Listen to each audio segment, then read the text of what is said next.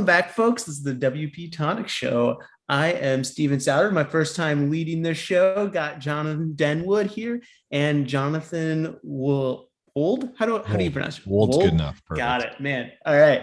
Episode 635. It's a lot of episodes. Keeping it coming.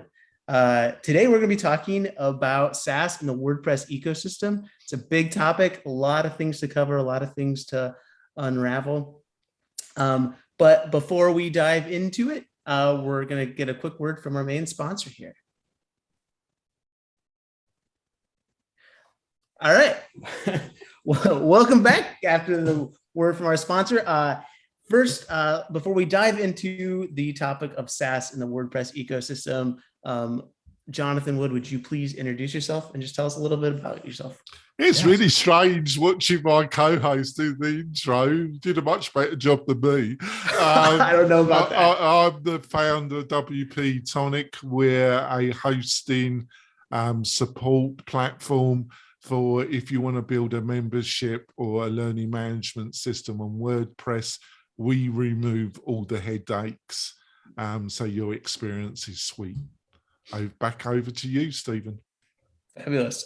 Jonathan Wood, would you like to introduce yourself and just tell us a little bit about who you are and what you got going on? So I've been having fun and causing trouble with WordPress for a little over 16 years now. It's been my full-time thing. And I feel like I'm still just getting started. I spent a lot of time in the agency world. I co-founded the SaaS, spent a lot of time in the SaaS world as well. And my most recent corporate gig, I spent 18 months at Woo working at Automatic, which was a great experience.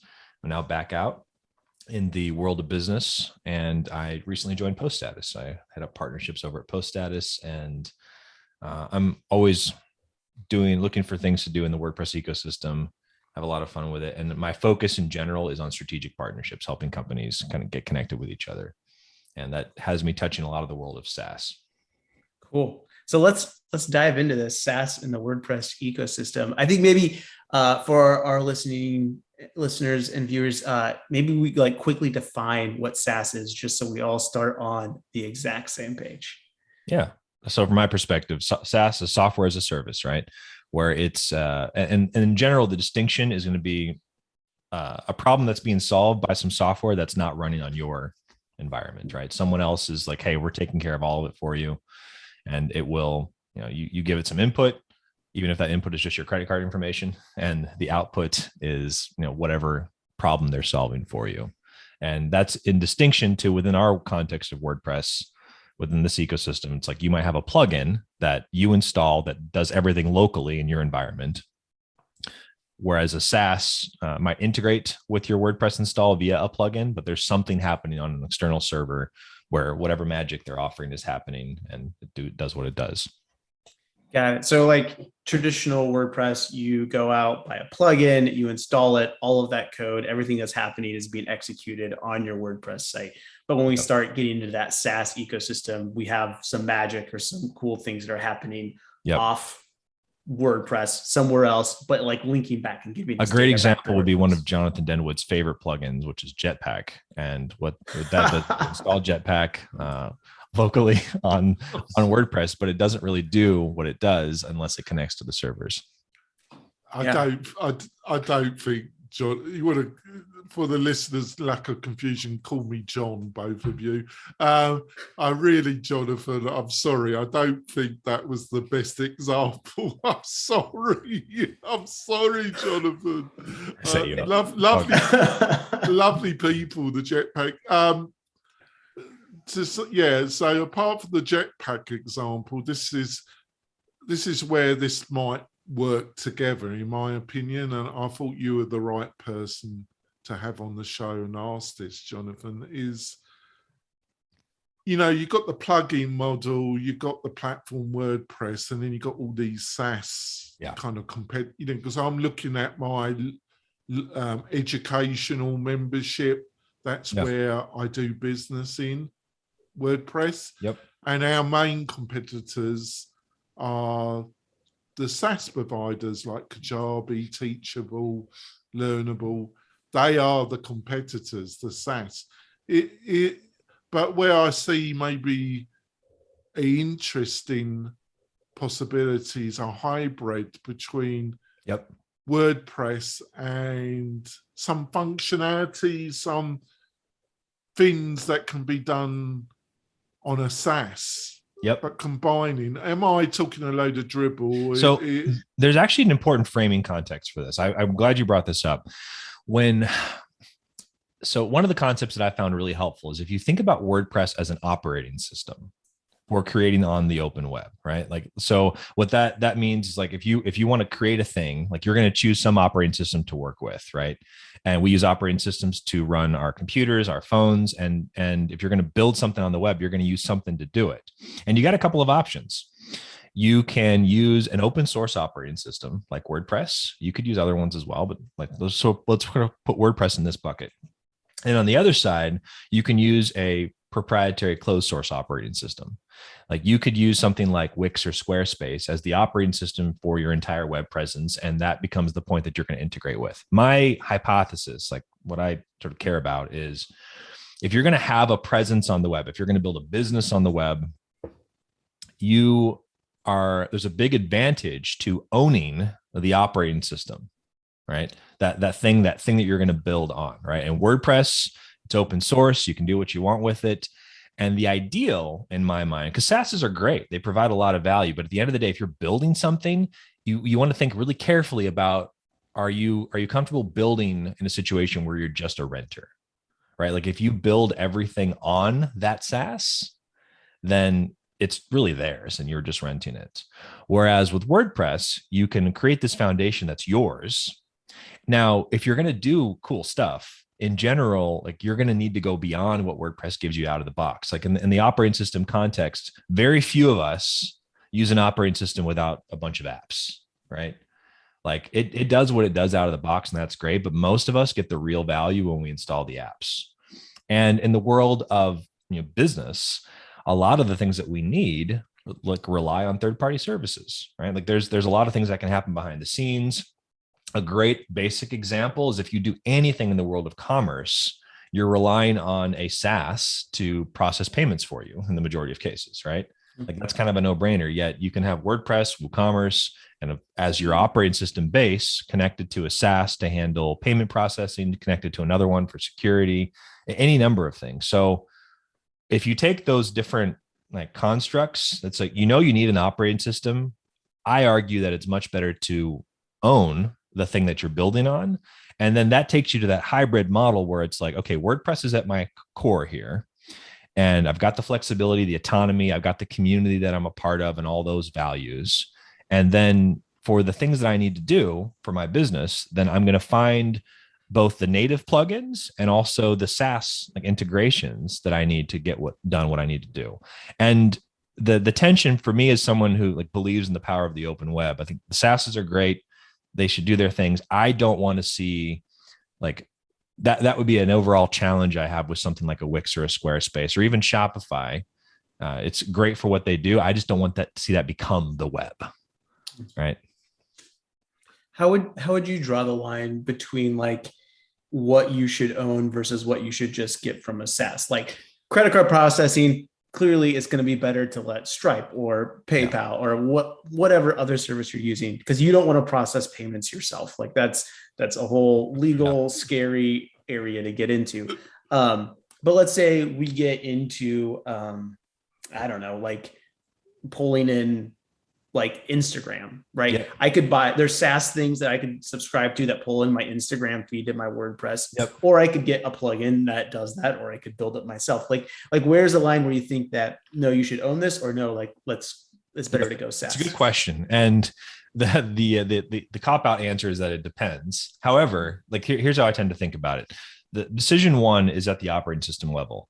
And part of this, it's not black and white for me, right? Like as much as I love WordPress, it's like, there's plenty of folks like, yeah, awesome. Squarespace, if that's going to do exactly what you need, great. I want people to just to think consciously about it, right? Yeah. Like if you're just putting up a site, it doesn't really matter that much. If you're building a business or you're doing something where like you expect it to grow, then you really want to think like open source is the closest that we get to this concept of ownership, short of just making something up from scratch ourselves, right? So the way that I think about it is like decision one is the operating system. And for most folks, if you're building a business, that's where I think it becomes an increasing priority. If not at the early stages, at some tipping point stage in the business, you're going to be like, hey, one of the things I was interested to find a couple of years back, I was talking to someone who focuses on buying and selling sites, and WordPress sites are worth more than other sites. Really? Just in general, like there's a premium because of that ownership component and the size of the ecosystem, right? It's like, it's a known commodity. It's like, okay, we don't have to deal with like, can you imagine like trying to sell a company that you built on a SaaS? There's a dependency there, right? Like you can do it all the time, but there's a dependency there that it has to be a factor in the calculus of the value. Whereas if it's open source, so decision one is that operating system piece. Then from there, a lot of it comes back to like where the value lies. Like it's a value exchange, right? So in general, I do favor, native things that you can install that are just less complex, right? Or if it's got good support, et cetera. But then there's questions about what's most valuable to your business. Is it core to your proposition? Like there might be situations where it's like, okay, no, we really need to have as much control over this as possible. So we're going to focus on native, which gives us the ability to like do additional development if we need to and really fine tune it. If it's not that core, you might be like, hey, let's not waste any time on this. Let's have a SaaS that just takes care of this part for us, that integrates at a nice level. So there's a fair amount of questions you have to ask yourself. But the starting point for me is, okay, what's the operating system? Because then you have a lot of flexibility in your decisions. That's a great delineation between like, is it core to your business? Like the more removed it is from core to your business, the probably less it matters if you're using a SaaS or not. The more core it is, the more ownership matters. And where that line falls for everybody is different, but like that is like a rule of thumb, is a good way to start. Yeah. And on that point of ownership too, I just add that like, for instance, payment processing is going to be core to a lot of businesses. That doesn't mean that you need to own that part, right? But it's like, it just needs to be a conscious question because like you could be relying on a SaaS that's quite core to your business. Part of the reason why I advocate for WordPress at the heart is that in the worst case situation, you can still change out that SaaS, right? Yeah. So it's totally fine to rely on a third party for what they need, for what you're needing. But then the closer it is to the core of the business, the more consciously you want to think about your options. I think, but in truth, before we go for our break, I think there's even a worse scenario than choosing WordPress, the operating system, or SaaS. That they're what I call WordPress enclosed gardens. That's my own term. And I know you don't like doing this, Jonathan, but I'm actually going to use an example in the WordPress system of what I consider an enclosed garden. But don't get me wrong, they're fabulous people and they run an ethical business. And the CEO is a fantastic marketer.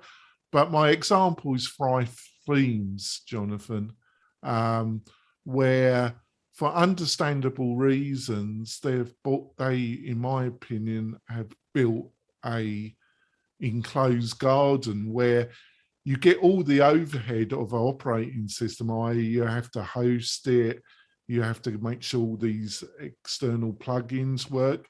So you've got all the kind of aggro of WordPress, but also they've built a kind of SaaS enclosed garden. So you've also got the restrictions of SaaS. So they've managed to build something that you're getting the pain from both sides. Do you think there's anything to what I've just said? I need to understand more about the specific. So what's an example of how they've restricted what you can do with WordPress? Well, their idea is they've got this suite of plugins. Yep, of course. Yeah. That kind of help you build a membership or a kind of setup that ClickFunnels have been so successful for. But you have to, and all their plugins integrate. Yep. And you can buy this total bundle. And then they've changed it. They've made kind of public statement there, issued a kind of global plugin that has a much more open API. Okay. But before this public announcement that they made about a month, 2 months ago, they had a very limited ability. You had very limited ability to get their plugins to communicate and work with other WordPress plugins. Yeah. So on the one hand, I'm a huge fan of people building like hosted solutions on WordPress, like WordPress as a service businesses, right? I think there's so much opportunity there. And there is a degree to which I don't care. Like, I don't care if the people using it know that it's on WordPress, which could mean things like they could make a version. Like, I think you can build a SaaS on WordPress that like removed the plugins from the admin, right? Like someone they couldn't install more. I think you're missing out on some of the benefits, but there's a benefit exchange to talk about there. So I don't have any fundamental issue with any of that. And I think it's great. In general, I think some folks will do that. It's a little bit short-sighted because you're missing out on some of the, like, for instance, someone who would create a hosted version of WordPress that didn't allow any plugins to be installed is probably, they're addressing a symptom, right? Which is that like, it's such an open, like you could install something that could create a mess. So they think, all right, we're going to protect you by restricting this, right? And simplify, you're only going to be able to work with plugins that work with each other. I don't have a fundamental problem with that. I think it's just, I'm sorry to interrupt, but that's what we do at WP-Tonic to some extent, is that we provide a whole suite of plugins that we think are best of breed. And you probably don't want clients installing things that are. Well, we ask them not to. Some want admin access. Others that they get a kind of super editor where they don't have to deal with all the crappy updating and all some of the marketing crap that you have to deal with if you've got admin access. But all these people, we ask them, if you've got a plugin, come to us, let us look over it. And if it doesn't make the whole thing unstable, we're more than happy to install it and to support it. So I think our position, where I was attacking Theme, is that their plugins don't work that easily with other plugins. And then I think you're in the worst of both worlds. You're in a kind of quasi SaaS model and a quasi Word. You're in the worst of both worlds. Here's the one thing I care about that I think is quite short-sighted. So I'm totally fine if someone doesn't mention WordPress or kind of whatever, because early on people don't really care about that. Like you could build a walled garden in WordPress. If you're going to be like, I suggest the ideal though is give people a clear path to getting out if they want out. Like that's the thing that SaaSes don't do well. And I think it's like, hey, you can make your garden as tight and restricted as possible, but make their being there merit-based. If they want out, give them the ability to get out. And if you do that, then you've got my full, like, awesome. Be as tight and restrictive as you want. But that's the part of the magic of WordPress is you need to also give them the ability to leave. The idea of owning the data and owning like the stuff that you created. Yeah. All right. Sorry. We've got to head to our break, but we'll be back and we'll dive even more into SaaS and the WordPress ecosystem. All right, coming back from our break. If you head over to WP-Tonic, you will see email subscription area where you can sign up and get awesome deals from our sponsors, as well as launch flows and other WordPress plugins. So sign up and stay on top of the news of WordPress and get some great deals as well. So let's dive back into SaaS and the WordPress ecosystem. Something that I think is interesting is we've started seeing more and more companies get into WordPress and creating plugins that augment their SaaS systems. Some do it really well. Some, seem like they're kind of trying to figure out what does that look like? Like, I don't understand the WordPress space because the WordPress, I feel like people that build WordPress sites and are really deep into WordPress are kind of a unique breed of people that view the world and kind of, slightly different than what I would say like a very corporate SaaS business coming into that may be viewing things. If there's someone that's looking at how do I take my current business and build something for that WordPress world so that people will pick up on my SaaS and get that integrated into WordPress? Like, how does somebody start thinking through that? What should they build? How should they build it? Kind of keeping in mind like the ownership of data and that this is important to people in WordPress, but also that the SaaS has to make money and you need people to subscribe at the end of the day. Yeah. Oh man. So there, I find it helpful to start with the why, and just to make sure that it's, in case it's not obvious, right? Because I've had conversations with SaaS folks where it wasn't obvious. And the starting point is there's a very good chance that 40% or more of your customers are using WordPress, right? So that's starting point one. Like, why should you care about this? If you have a SaaS that touches the open web in any way, there's a good chance that a majority of your customers, like, or in terms of what they're using, the majority are using WordPress. So out of the box, that's a reason to care. If you're going to give your customers the best like experience, you need to be thinking about that integration. So it's great for your existing customers to serve them better. And it's probably one of the best paths to acquiring new customers. Now, I'm making some assumptions, right? Like, it's a SaaS that touches business, that touches the open web in some way. If you're in that category, and a lot of SaaSes are, then the starting point is like, hey, WordPress should be a priority. Now, and this is what I love about it, is that WordPress, for most folks, if you don't know it, because there's not some big like marketing force behind it, like, it's very easy to just overlook how big the ecosystem is, like just how much there is to it. And that tends to be the conversation I'll have with SaaS folks. It's like, oh, wow. Like I had no idea. And it's like, yeah, it's not, unless you know to look for it, or unless you're paying attention, then it's just easy to overlook because of how decentralized it is, because of that sort of open source ethos. So the starting point is to like recognize, hey, this matters and is worth resources. At this point, you don't have to convince most folks that, like, if it's applicable, they should have a native iOS app or an Android app, right? A lot of folks will waste their efforts on that, but like if it's applicable, then it's kind of a no-brainer, because that's where your customers are. And if you're B2B especially, there's a really good chance that your customers, like, WordPress is a priority. And accordingly, from a resource investment perspective, I think that's the key point that I'm going after. It's like, just like you'd dedicate resources to making a good native app for like iOS or Android, do the same for WordPress. Like, treat it as a priority because of the size of your customers that are there currently, and also the growth opportunities that you have in the ecosystem. So that's step one.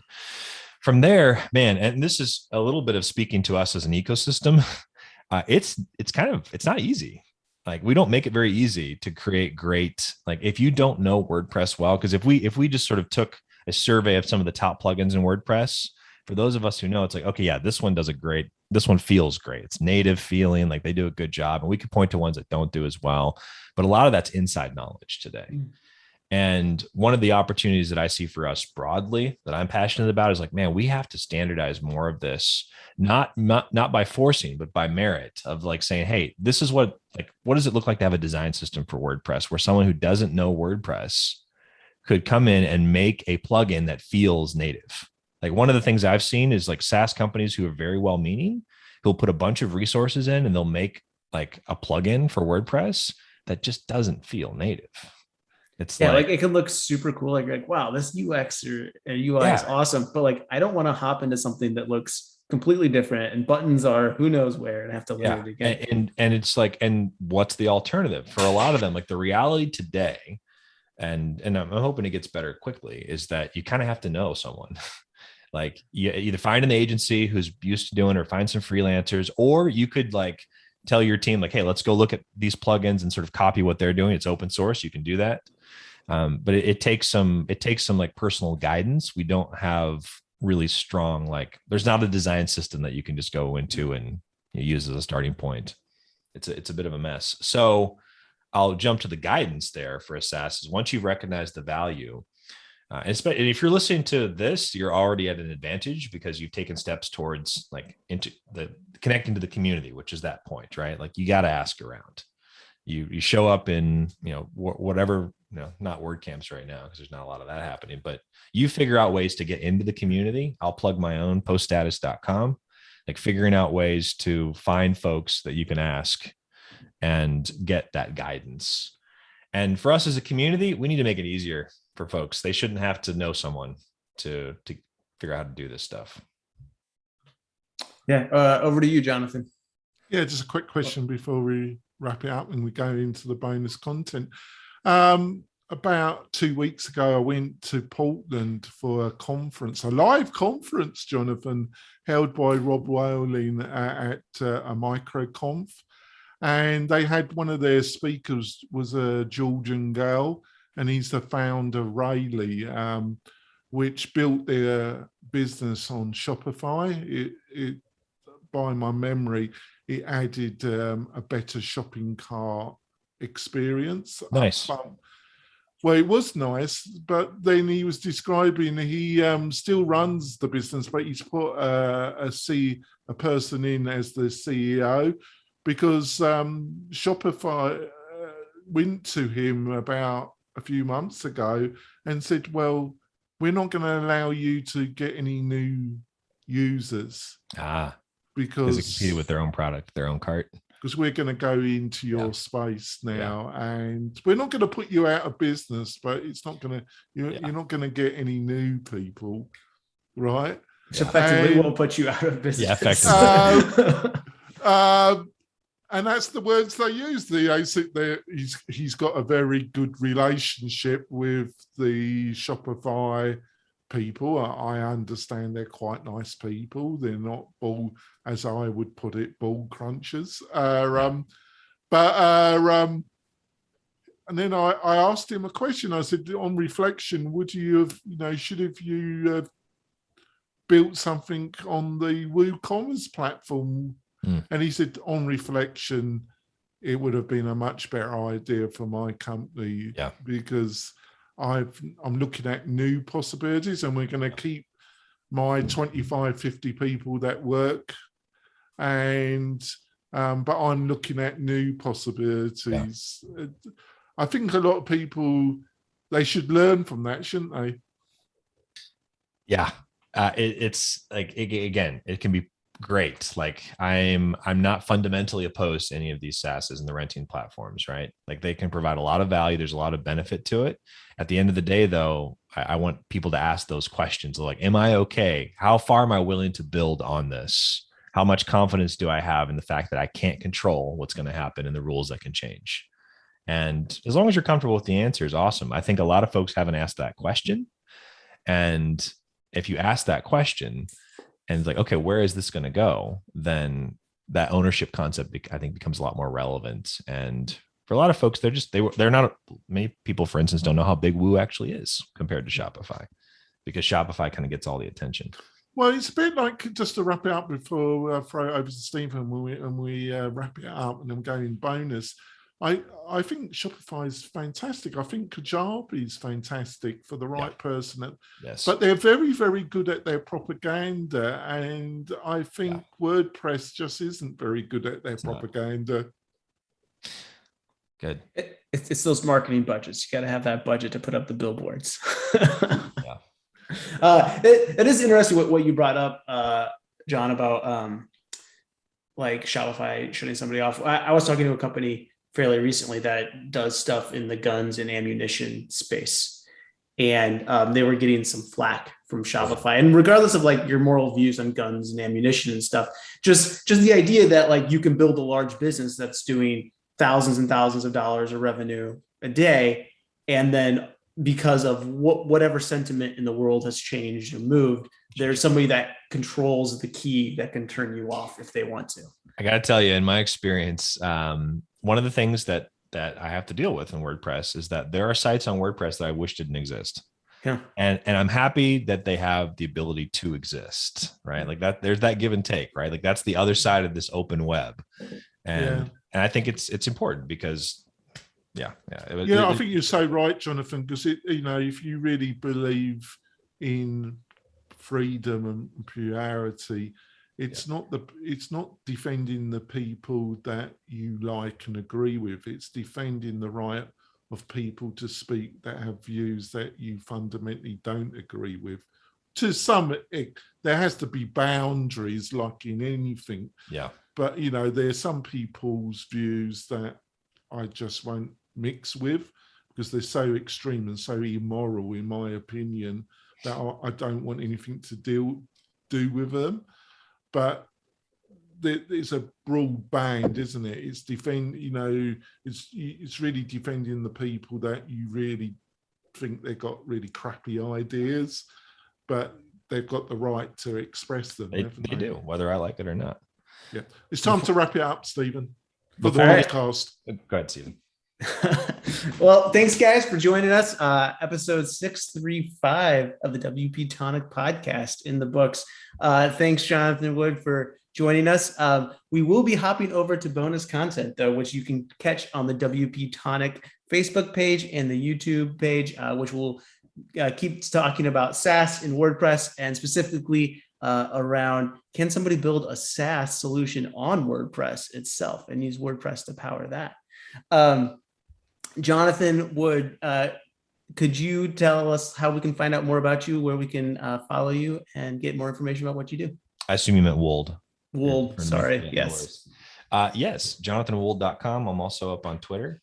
And I highly recommend, for those who want to stick around for the bonus content, I've got some strong takeaways to give you. All right. And John Denwood, where can people find you? I must be affecting Jonathan, because he's been on the round table show a few times. My influence must be affecting Jonathan. He actually looks at me in amazement. He's still prepared to come on it, aren't you, Jonathan? But you look at me like, did he actually say that? Well, if you're interested in building a membership site and keeping ownership for yourself and using all the power of open source, go to the WP-Tonic, and we remove the pain of building membership websites on WordPress. Back over to you, Stephen. Oh, thanks so much. We'll see you guys next week. And if you want to tune into the bonus content, head over to the WP-Tonic Facebook page or the YouTube channel and check it out there. See you later. Bye. All right, bonus content. All right, you guys ready for this? I am ready. So if you're a SaaS and you're wanting to get into WordPress, I think there's three things to focus on. Number one is be clear on the why, right? Like we kind of talked about that at the beginning. Like WordPress is a lot bigger than you think. And that's true for most folks, right? So make sure that your team understands that. So spend some time, gain some context, like do some checking. How many of your customers like that? And I found consistently that people are surprised.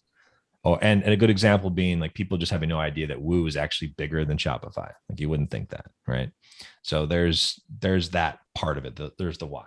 The second is if you're a SaaS and you're going to do an integration with WordPress, focus on making it native. Like, and there's a lot to unpack there. I've got a little resource that I put together. I'm going to drop a link in chat and you can put it up later.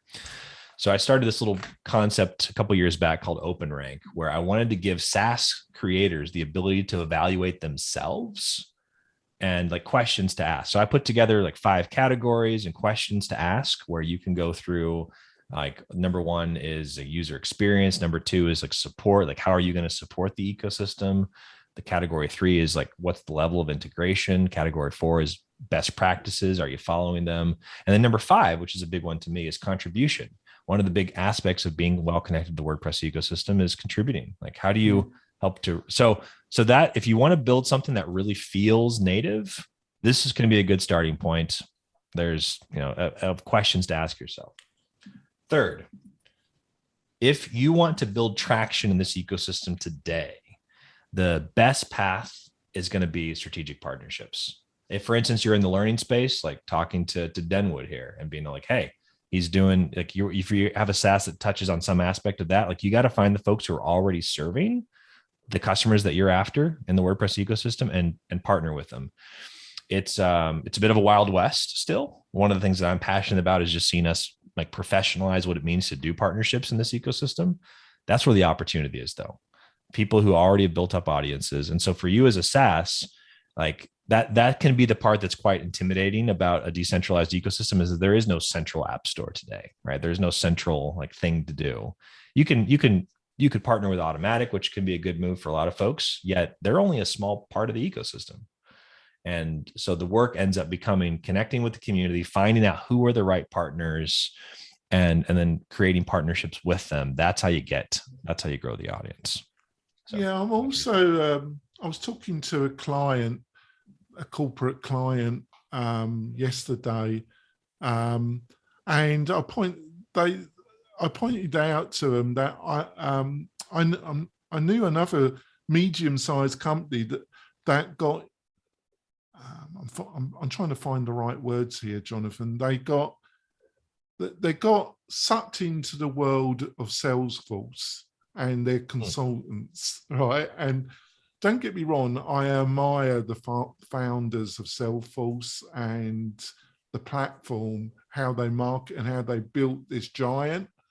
But they really got sucked into the world, and they didn't really consider it. And it's a world of its own, a kind of enclosed garden. Yeah.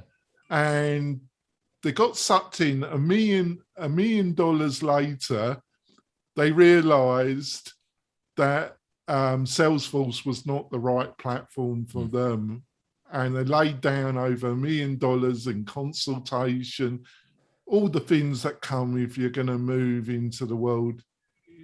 This is a company between 250 to over 500 employees.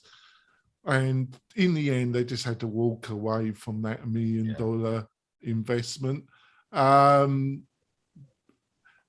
just don't think people really understand when they're looking at these enclosed wall systems, as I call them, what they don't invest enough time to really work out, is this really what we should get in?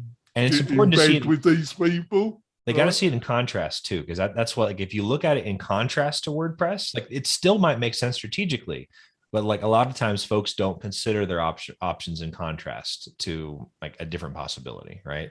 Like investing in iOS versus Android are like, there's a lot of similarities, but you know that they're different audiences, right?